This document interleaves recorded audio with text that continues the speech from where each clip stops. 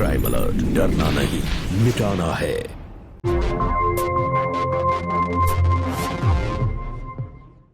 तंबाकू सेवन से कैंसर, दिल का दौरा, फेफड़ों के रोग जैसी कई जानलेवा बीमारियां होती हैं।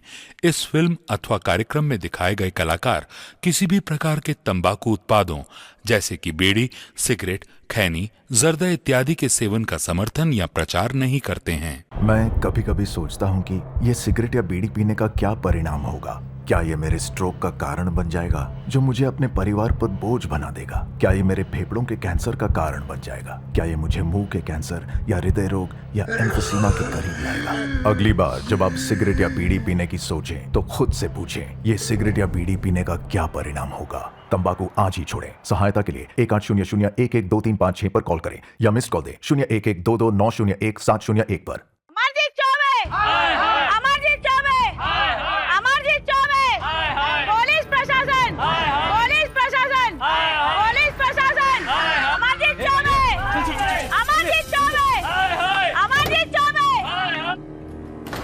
आपको नहीं लगता आपको जैसा पुलिस फोर्स की बदनामी हुई है? कुछ बोलिए सर। हटिए हटिए आप लोग, चुप कर सर, कुछ बोलिए आप। सर जवाब दीजिए।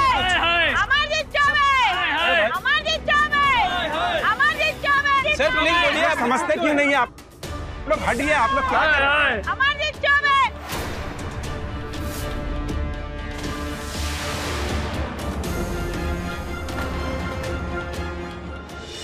आई नो सर, गलत हुआ जी। मैं अमरजीत को समझाता हूँ। ओके हाँ आ जाओ सर।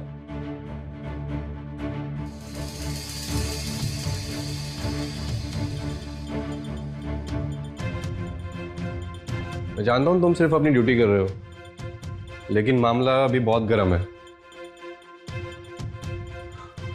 तुम चाहो तो दीप्ति महाजन के केस में मैं किसी और ऑफिसर को अपॉइंट कर सकता हूँ।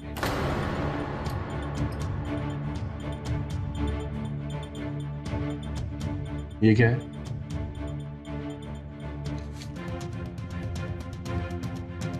इस्तीफा? जी सर, अगर एक हफ्ते में मैं ये केस सॉल्व नहीं कर पाया तो मेरा इस्तीफा मंजूर कर लीजिएगा सर। पागल मत बनो अमरजीत, तुम्हारा काम मुझे बहुत पसंद है। माना ये केस थोड़ा टेढ़ा है, लेकिन एक केस के लिए कोई अपनी जिंदगी रिस्क पे लगाता है क्या? ये केस पिछले 8 महीने से सॉल्व नहीं हुआ और तुम एक हफ्ते में कैसे कर दोगे? ये तो मैं नहीं जानता सर, लेकिन अब बात सिर्फ मुझ तक नहीं, मेरी वर्दी तक आ पहुंची है सर। इस केस के गुनहगारों को मैं सलाखों के पीछे डाल के ही दम लूंगा सर।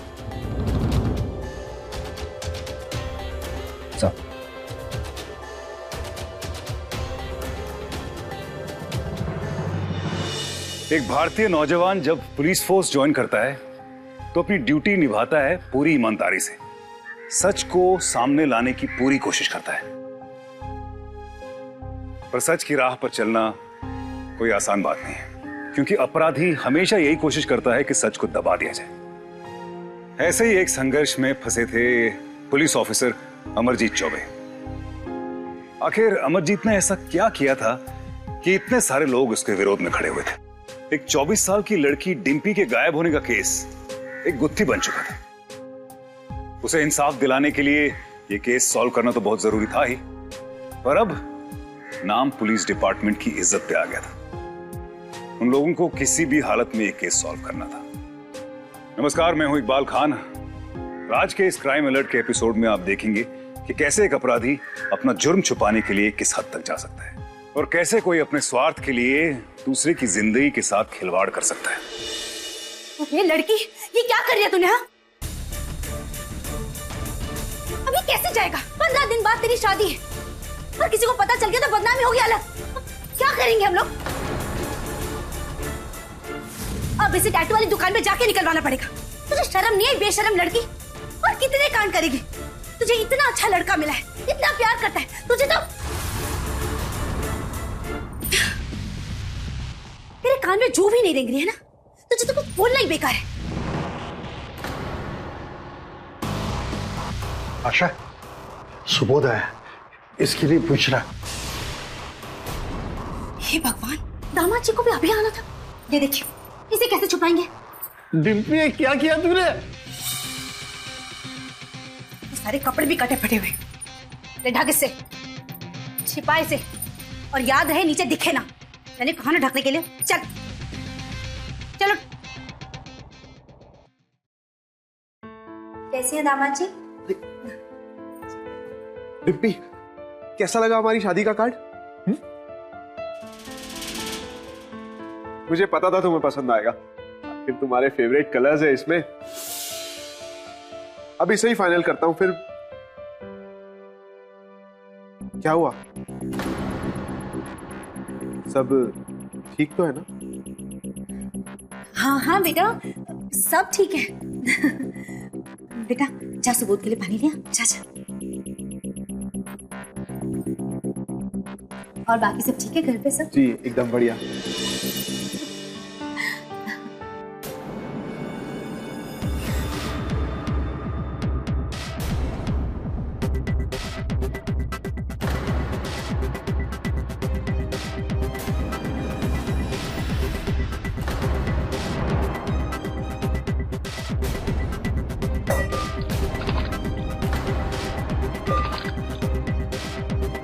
ये सब क्या है डिम्पी? 15 दिन में हमारी शादी है और ये सब आखिर चाहती क्या हो तुम? मुझसे शादी करनी है या नहीं? शांत हो जाओ बेटा। सुबोध,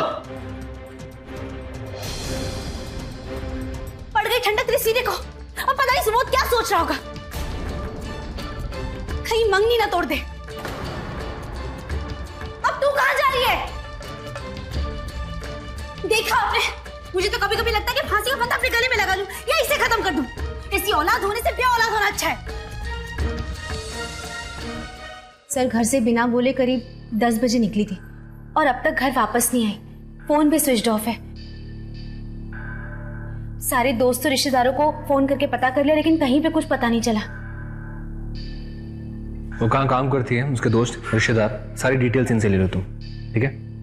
और आप चिंता मत कीजिए, आपकी बेटी को ढूंढने की हर मुमकिन कोशिश करेंगे हम। पटेल, डिम्पी के फोन की आखिरी लोकेशन ट्रेस करो। Okay sir. जल्दी।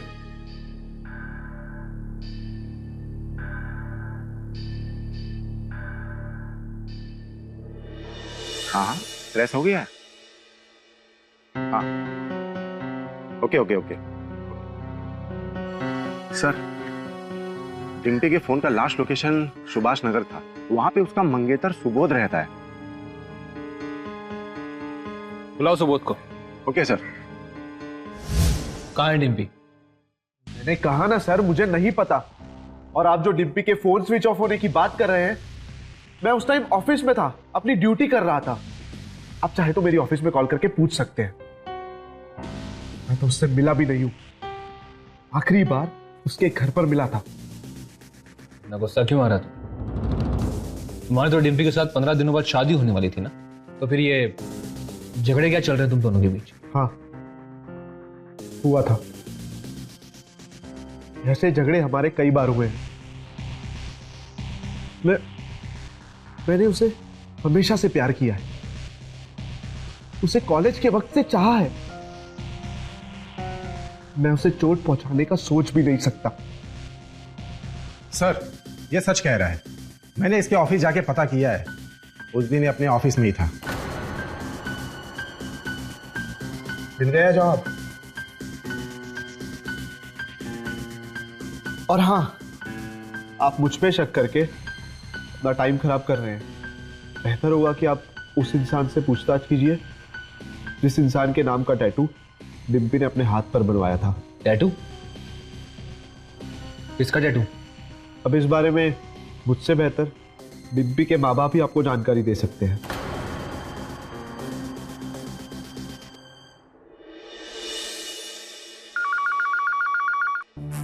डिम्पी के केस को हल करना चाहते हो तो 10 सितंबर 2012 को दर्ज की गई FIR नंबर 508 देख लो। हेलो, कौन?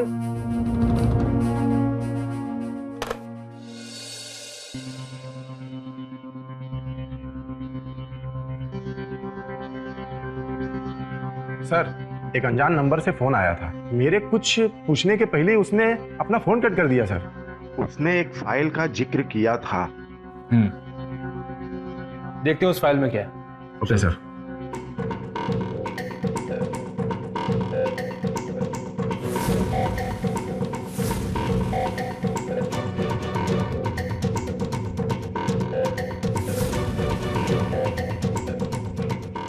कहाँ रखी है 508 की फाइल यार? यही होगी क्या? ये फाइलें गुम कैसे हो सकती हैं? और ये तरीका फाइल मेंटेन करने का? सर सितंबर महीने की कुछ फाइलें वहां भी रखी है।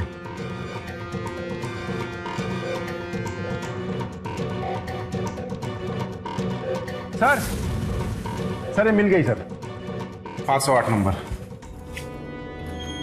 508।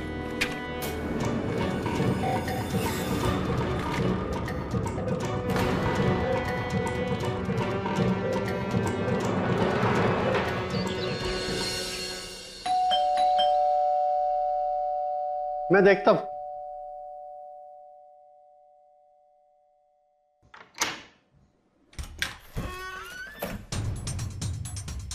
एसीपी साहब, आप बिटिया का कुछ पता चला? सर क्या हुआ? पता चला डिम्पी का? पहले तो आप हमें ये बताइए, ये क्या है?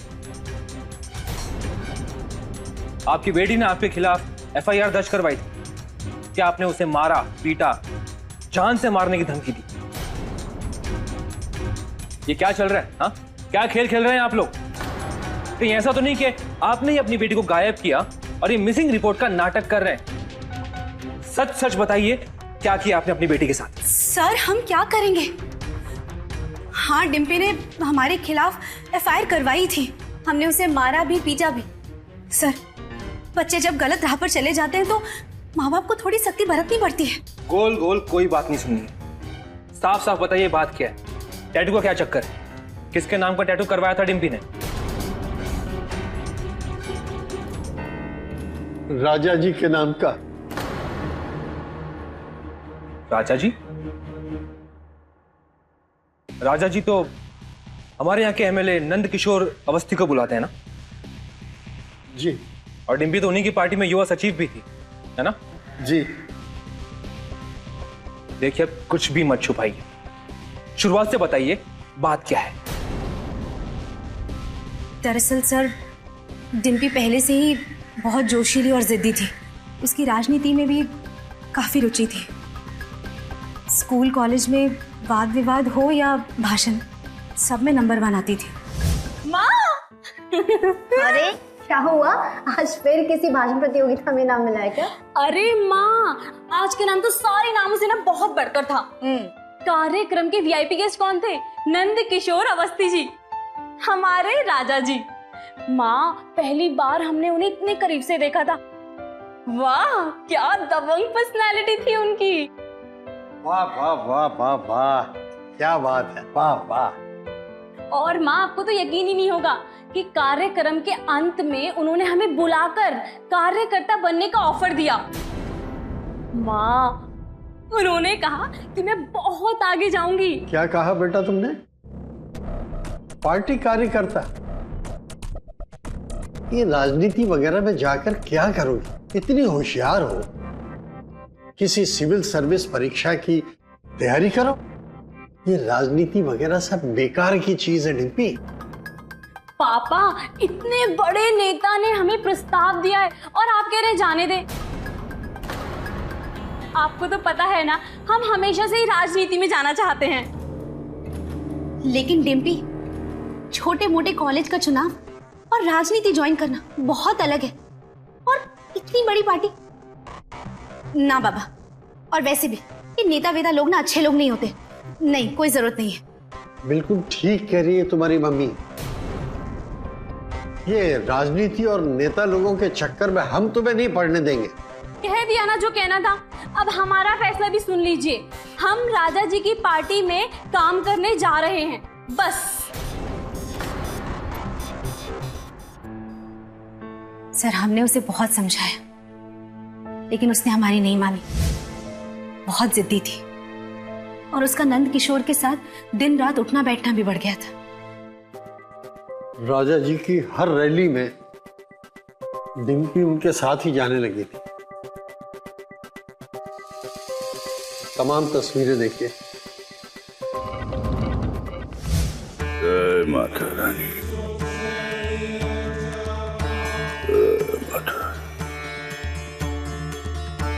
जय हो माता रानी, जय।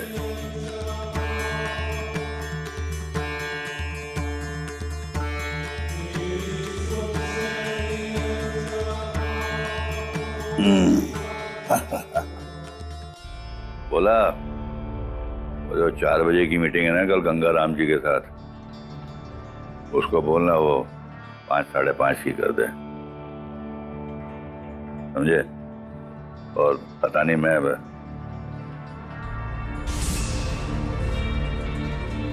राजा जी, आपके अगले दौरे की पूरी तैयारी कर ली है हमने।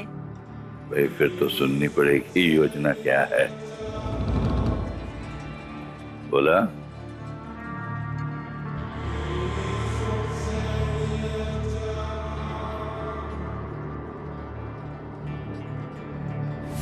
दो महीने से कार्यकर्ता से युवा सचिव, और हम जो इतने सालों से रगड़ रहे हैं उसका क्या?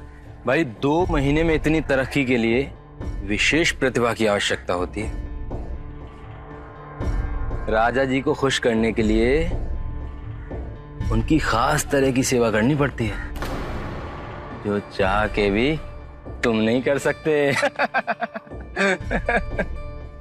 कैसा लगा आपको हमारा ये प्लान राजा जी?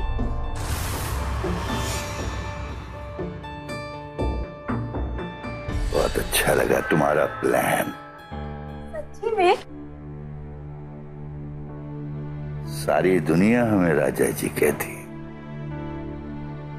लेकिन जब तुम राजा जी कहती हो ना, तो शरीर में एक बिजली सी धड़क आती है।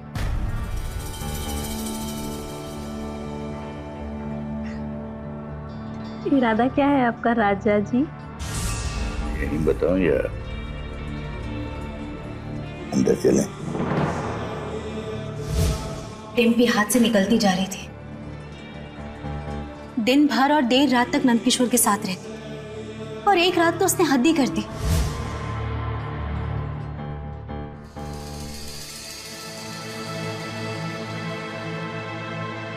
ये कोई वक्त है घर आने का डिम्पी? हम लोग कब से फोन करने की कोशिश कर रहे हैं। माँ, इतना नौटंकी करने की क्या जरूरत है? मेरे फोन की बैटरी खत्म हो गई थी और मैं राजा जी के साथ ही तो थी। राजा जी राजा जी राजा जी, बस राजा जी की रट लगा रखी है। तुझे पता भी है लोग कैसी कैसी बातें कर रहे हैं कि तू उस बुड्ढे के साथ मुंह काला करवा रही है। माँ, बहुत हो गया, अब उनके खिलाफ एक शब्द नहीं सुनूंगी। हाँ, मैं करती हूँ उनसे प्यार, और वो भी मुझसे उतना ही प्यार करते हैं, और प्यार में उम्र नहीं देखी जाती। ज्यादा जबान चलने लगी है ना तेरी। एक बात कान खोल के सुन ले, मेरे सामने ना ये फिल्मी डायलॉग तो बोलना मत। तेरा दिमाग ना बहुत ज्यादा खराब हो गया है। और कैसा प्यार, क्या प्यार? रुक, मैं तेरा प्यार का भूत उतारती हूँ। अरे माँ छोड़ो, उतारती हूँ मैं। माँ छोड़ो, माँ छोड़ो ना मुझे, माँ छोड़ो, छोड़ो मुझे। अब जब तक तेरे दिमाग से इश्क और मोहब्बत का भूत नहीं उतर जाता ना, यही बंद रहेगी। और अगर उस बुड्ढे का नाम भी लिया ना, तो टांगे तोड़ दूंगी। चलिए। अरे मम्मी, कहाँ जा रहे हो? खोलो। 2 दिन तक कमरे में बंद रखा था उसे, सोचा था कल आ जाएगी, लेकिन नहीं, उल्टे उसने बाहर निकलते ही हमारे खिलाफ FIR कर दी। अपने माँ बाप की बोलती बंद करना आता था उसे, घर में ही राजनीति करने लगी थी। फिर एक सीमा के बाद हमने भी ज्यादा कुछ बोलना बंद कर दिया। सिर्फ अपनी मर्जी की ही करती थी, और उधर वो नंदकिशोर उसे बड़े बड़े सपने दिखाता रहा। मैं कभी कभी सोचता हूँ कि ये सिगरेट या बीड़ी पीने का क्या परिणाम होगा। क्या ये मेरे स्ट्रोक का कारण बन जाएगा, जो मुझे अपने परिवार पर बोझ बना देगा? क्या ये मेरे फेफड़ों के कैंसर का कारण बन जाएगा? क्या ये मुझे मुंह के कैंसर या हृदय रोग या एम्फीसीमा के करीब लाएगा? अगली बार जब आप सिगरेट या बीड़ी पीने की सोचें, तो खुद से पूछें, ये सिगरेट या बीड़ी पीने का क्या परिणाम होगा? तंबाकू आज ही छोड़ें। सहायता के लिए 1800-112356 पर कॉल करें या मिस्ड कॉल दें 01122901-701 पर। और ये पगली मानती नहीं। राजा जी, हम दोनों 1 साल से साथ में हैं और आप ना हमसे शादी का वादा 10 बार कर चुके हैं। लेकिन हमें कभी कभार लगता है कि आप हमसे शादी करेंगे भी या नहीं करेंगे। हमारा कहने का मतलब है कि जो मैंने तुमसे वादा किया है वो झूठा है। ऐसे नहीं कहते राजा जी सब लोग मुझको। मैंने आज तक जिसको वचन दिया है वो काम पूरा करके रखा है। अगर वक्त की भी नजाकत होती है ना भाई। यहाँ इलेक्शन सर पे है और तुम चाहती हो कि मैं शादी कर लूं। यार तुमने तो मूड ही खराब कर दिया। हटो यार, छोड़ो। अरे अरे अरे सॉरी राजा जी, अब ना हम आपके चुनाव के बाद ही आपसे शादी की बात करेंगे। प्रॉमिस? पक्का। और राजा जी, आपका मूड हमें कैसे ठीक करना है हमें बहुत अच्छे से आता है।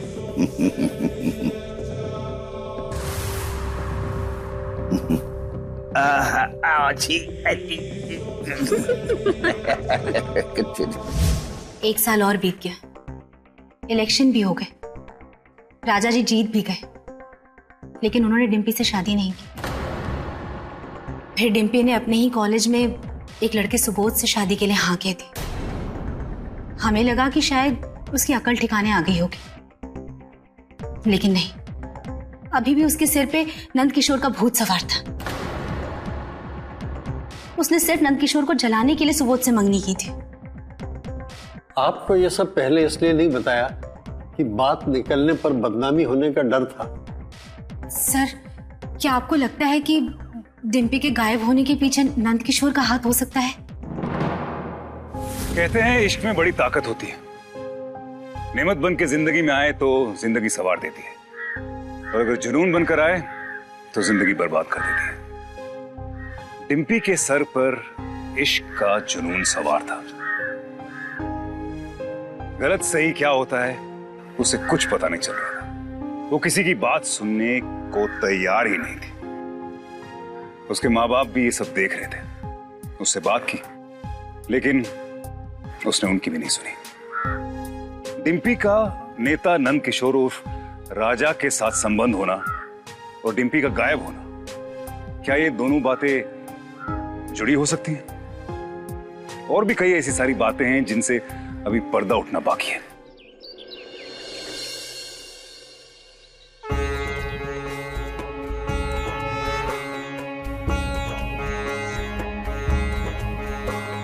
यहीं रुकिए, राजा जी अभी पूजा कर रहे हैं।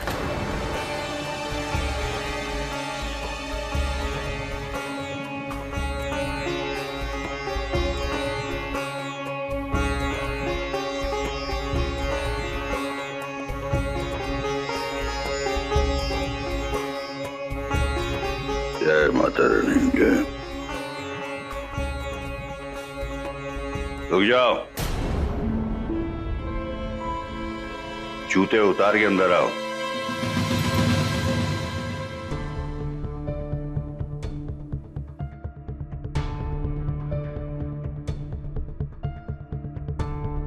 जय माता। क्या ऑफिसर, कैसे आना हुआ? आपकी पार्टी के युवा सचिव डिम्पी के बारे में पूछताछ करनी थी। मैंने भी उसके बारे में सुना। बहुत दुख हुआ मुझे। अरे प्रसाद दो ना इसको। आओ बैठो। बैठो बैठो बैठो। भाई वैसे लड़की में काफी युवा जोश था। आप तो ऐसे बात कर रहे हैं जैसे डिम्पी अभी इस दुनिया में ही नहीं रही। लोगों को भी ना बाल की खाल निकालने की बहुत बड़ी आदत है। हमारे आदमी भी उसे ढूंढ रहे हैं। मैंने कहा है इन लोगों से, मैं भी उसकी चिंता है। जैसे ही मिल जाएगी तुम्हें बता देंगे। डिम्पी को ढूंढने का काम हम खुद कर लेंगे। आप सिर्फ ये बताइए कि डिम्पी के साथ आपके संबंध कैसे थे? ऐसे ही जैसे बाकी कार्यकर्ताओं के साथ है। अच्छा, तो क्या आपके सभी कार्यकर्ता आपके नाम का टैटू बनवाते हैं? साफ साफ क्यों नहीं कहते कि डिम्पी के साथ आपके नाजायज संबंध ए!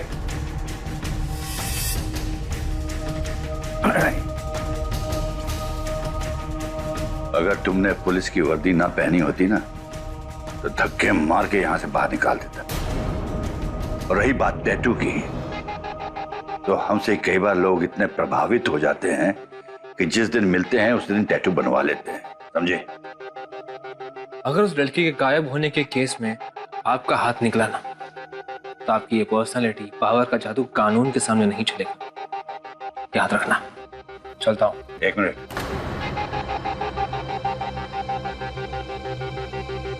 कानून को मैं तुमसे ज्यादा समझता हूं और जानता हूं। एमएलए हूं मैं, समझे? जाइए, जूता पहन के जाना। शाबाश दे रहे। आई।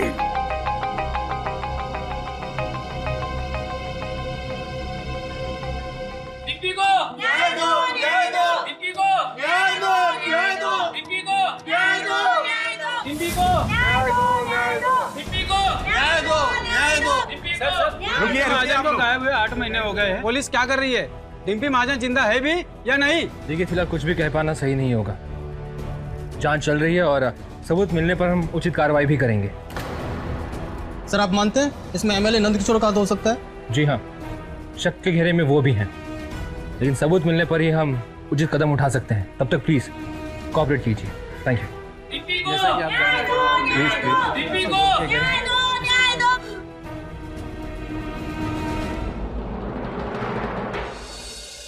पापा, क्या आप यहाँ रोज बैठ के फिल्में देखा करते हो? कभी कभी न्यूज भी देख लिया करो। रोज आपका नाम न्यूज चैनल्स पे आता है। इसी वजह से पार्टी की इमेज खराब हो रही है। कहाँ फंसा दिया मुझे आपने पापा? और क्या जरूरत थी इस उम्र में गुलछरे उड़ाने की? हा? आपके ना इसी ठरकीपन की वजह से आज आपकी इज्जत और पॉलिटिकल करियर दोनों दांव पे लगे हैं। चुप करो, साला जमीन से उगा नहीं है, बाप के साथ इस तरह बात करने लग गया है। कुछ नहीं होगा, मैं सब संभाल लूंगा। मैं तुझे कितनी बार कहा है, जब मैं फिल्म देख रहा होता हूं तो मुझे डिस्टर्ब मत किया कर। अरे मोड़ यार, मैं कहीं दे दफा हो यार। पछताओगे आप पापा। हाँ, देख लूंगा मैं। चल चल, पछताओगे। साला मूड ही खराब कर दिया।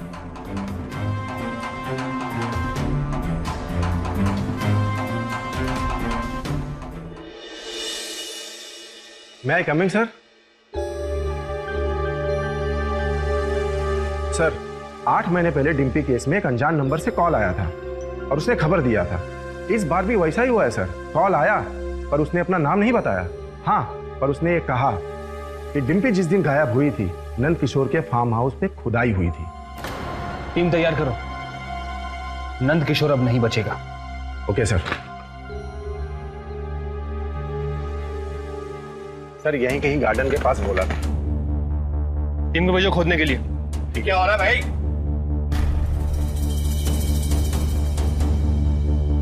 सब क्या हो रहा है? तेरा सर्च वारंट। चुपचाप कोने में खड़े रहो। कार्रवाई में दखल अंदाजी की तो अच्छा नहीं होगा। खड्डा खोदो।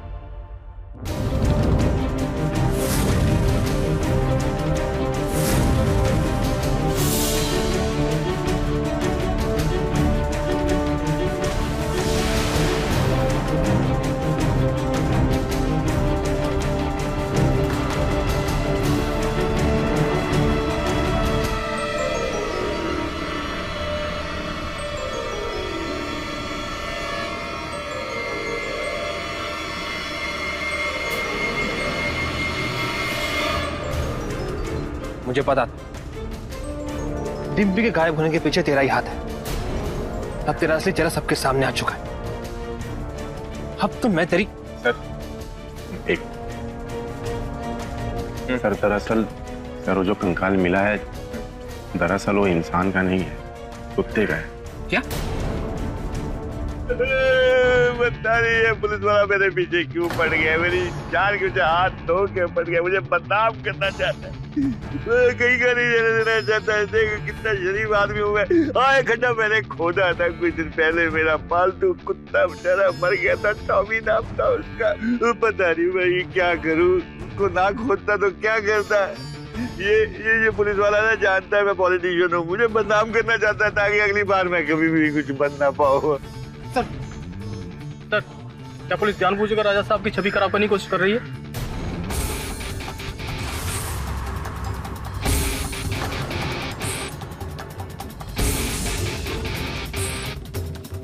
चलो। अमरजीत चौबे, अमरजीत चौबे, अमरजीत चौबे।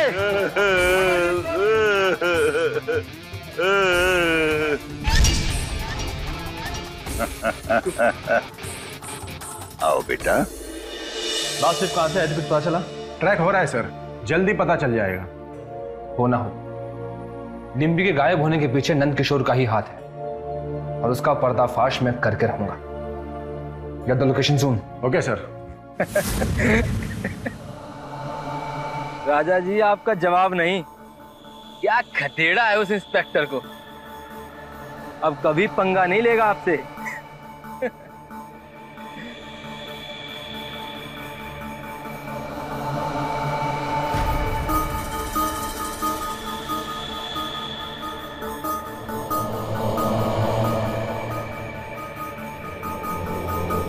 लो नाम लिया और हाजिर हो गए। क्यों भाई, बेइज्जती में कुछ कमी रह गई थी जो पूरी करवाने आए हो? मैंने बहुत सोचा ये केस खत्म होने का नाम क्यों नहीं ले रहे, लेकिन अब देखना इन 2 दिनों में इस केस की सारी सच्चाई कैसे सामने लाता हूं और तू खुद कबूल करेगा सारा सच। सुबह सुबह ठीक आ गया है क्या? ये रहे तेरे ब्रेन मैपिंग टेस्ट के ऑर्डर्स।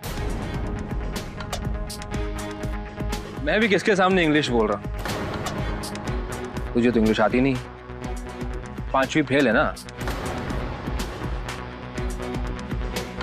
वो क्या ना कि विज्ञान ने आज बहुत तरक्की कर ली कि अगर इंसान खुद सच ना बोलना चाहे तो उसे एक ऐसी दवाई देकर आधी नींद में सुला दिया जाता है जिससे वो सारी सच्चाई खुद उगल देता है।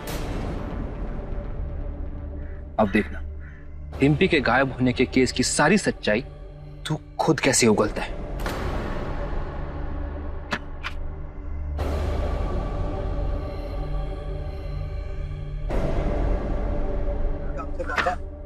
अब क्या होगा? उस टेस्ट से तो सब सामने आ जाएगा सच, कुछ नहीं बचेगा पापा, अब तो गए काम से हम।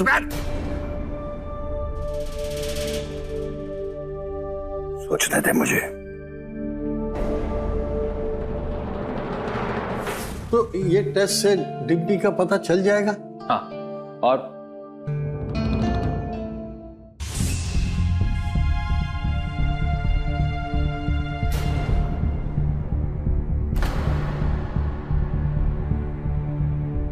अब तुम्हारा खेल खत्म हो चुका है, चलेंगे अंदर टेस्ट के लिए। ज्यादा उतावले ना हो ऑफिसर।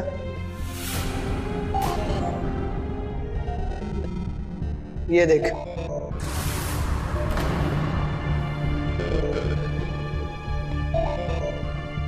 ये पिताजी की मेडिकल रिपोर्ट है। लिखा है कि तुम जो ये टेस्ट फेस्ट करना चाहते हो ना, वो उन पर नहीं हो सकता। क्या बात है ना कि उनकी तबीयत ठीक नहीं है।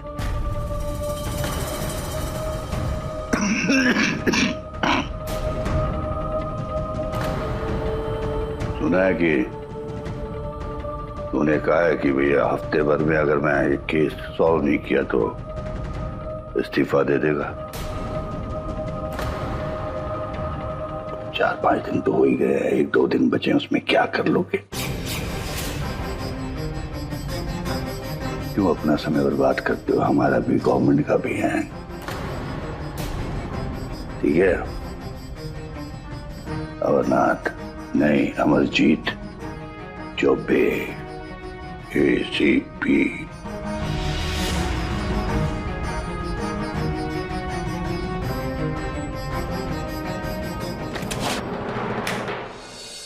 ऐसा तो लग रहा था कि डिम्पी के गायब होने के पीछे नंद किशोर का ही हाथ था, लेकिन डिम्पी थी कहां? क्या वो जिंदा भी थी कि नहीं? इसमें से किसी भी सवाल का जवाब पुलिस के पास नहीं था। ये लड़ाई और भी मुश्किल हो रही थी क्योंकि ये जंग जिस इंसान के साथ थी वो सत्ता में था। वो सत्ता का पावर जब दिमाग पर चढ़ जाता है तो इंसान किसी और ही माहौल में चला जाता है। उसे ऐसा लगने लगता है कि उसे कोई हरा नहीं सकता। क्या डिम्पी के माँ बाप कभी ये जान पाएंगे कि उनकी बेटी के साथ क्या हुआ था? क्या अमरजीत की डिम्पी को न्याय दिलाने की कोशिश अधूरी रह जाएगी, या फिर उम्मीद की अभी भी कोई किरण बाकी है?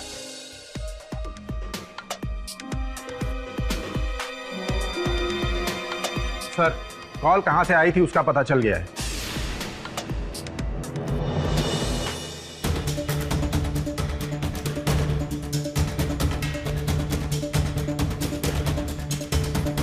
सर, यही है वो दुकान। सर, यहीं से कॉल आया था। शॉपकीपर से पूछो क्या, लेकिन 5 दिन पहले किसने कॉल किया था ये बता पाना मुश्किल है।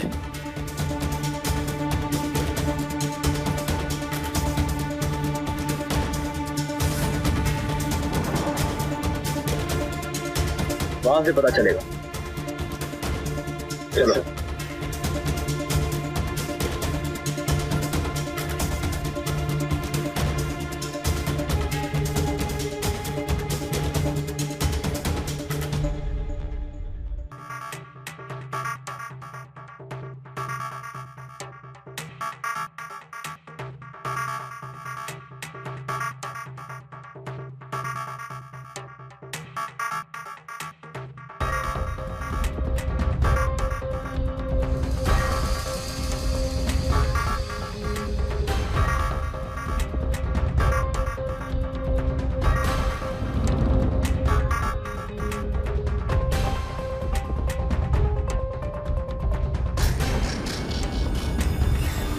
बुरखे में?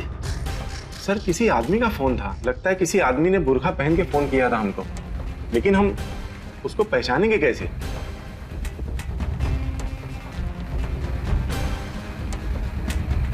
जूम करो वीडियो।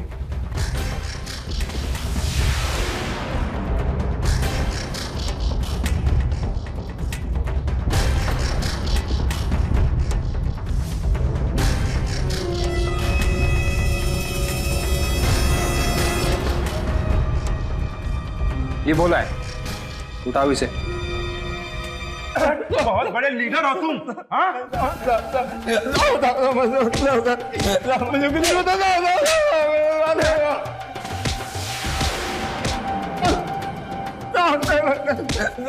बता, जल्दी बता।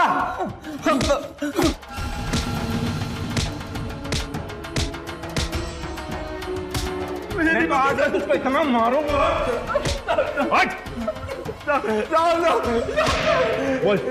बोल डिम्पी क्या है?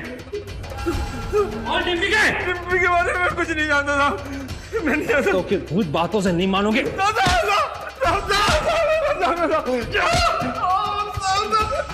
बोल डिम्पी क्या है? मुझे नहीं पता था, मुझे नहीं पता। ऐसे नहीं बोलेगा तू। बोल डिम्पी क्या है? तुम सब बता दो, सब बता दो सर।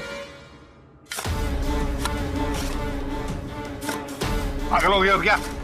पिछली बार भी तो खुदवाया था, क्या मिला था? हमारे प्यारे कुत्ते के यही हड्डियां मिली थी ना, और क्या मिला था? खोदते रहो।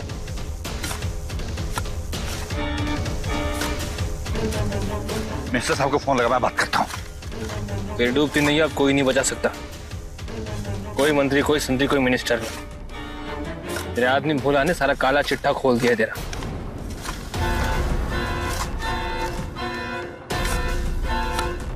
खोदो।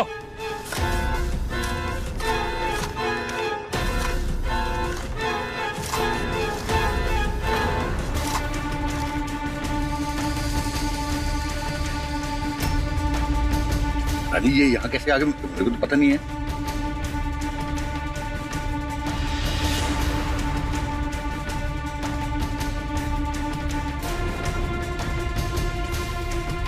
ये डिम्पी किया। हवलदार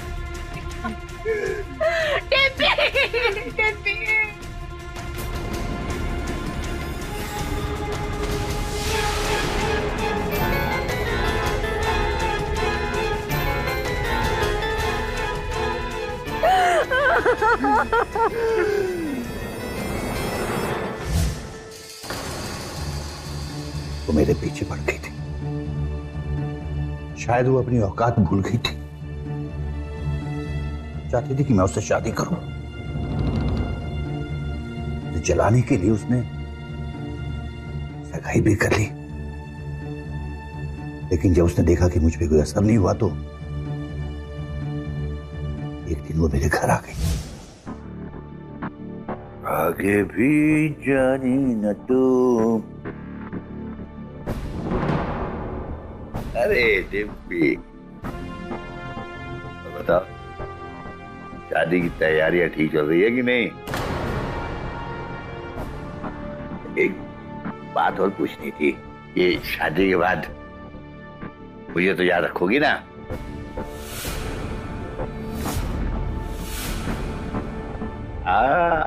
आओ इधर आओ, बैठो आओ।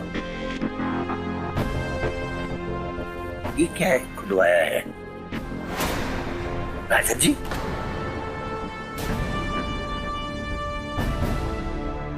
मेरा नाम खुदवाने की क्या जरूरत थी? बिल्कुल चुप। मैंने तेरे लिए क्या नहीं किया, लेकिन तू मुझे शादी के लिए हमेशा टालता रहा। मैंने सुबोध से शादी के लिए हाँ इसीलिए किया ताकि तू कबूल कर सके मुझे, लेकिन नहीं, तुझे तो मेरे मजे लेने थे ना, तूने खूब अच्छे से लिए, पर अब नहीं। मैं तुझे 2 दिन का समय देती हूँ, मुझसे शादी कर, वरना मैं अपने हाथ काट लूंगी और मरने से पहले पूरी दुनिया को बता के जाऊंगी मेरे पेट में जो बच्चा है ना वो किसी और का नहीं, तेरा है कमीने, तेरा।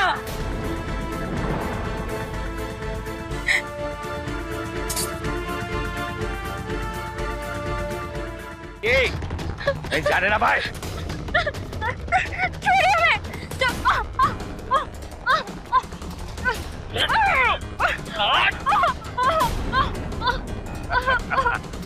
छोड़ो मैं, जाने दो।